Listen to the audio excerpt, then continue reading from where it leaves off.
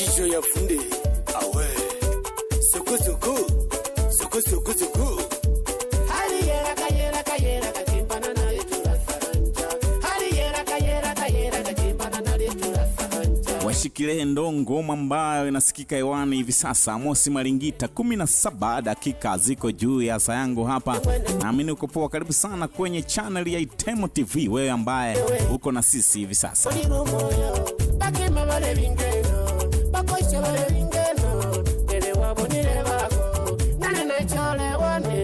Bakema mbale bingine bana. Amosi Malingita ni moja kati ya wasanii ambao walikuja na mfumo wa kugonga nyimbo kwa mtiririko wa seasoni. Alianza na Banabana, akaja na ngoma ambayo inakwenda kwa jina la Jela. Ni moja kati ya ngoma ambazo zifanya vizuri sana. Hatujajua hii ngoma ambayo inakwenda kwa jina la Washikile pia kama na yeye itagongwa kwa mfumo wa seasoni. Itemo ndo jina langu na karibu sana kwenye Itemo TV. Asante kwa kusubscribe, lakini pia unaweza kudondosha comment yako hapa chini na sisi tutaifuatilia.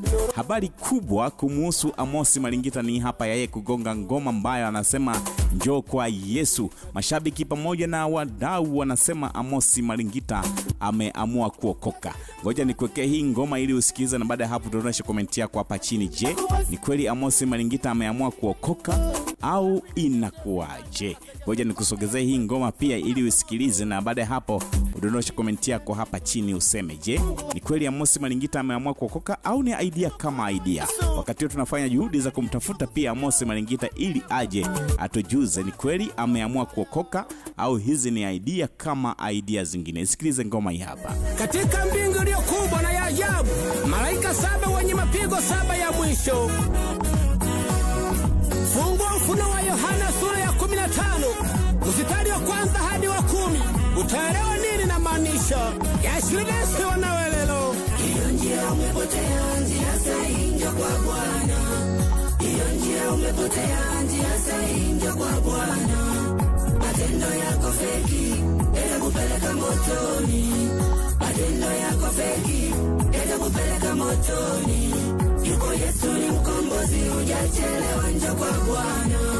Yuko Yesu ni mkombozi, hujachelewa njoo kwa Bwana.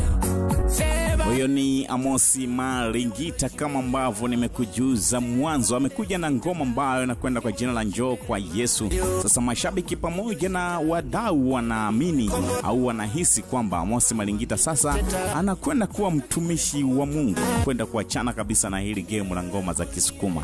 Wewe unasemaje? Dondosha comment yako hapo chini.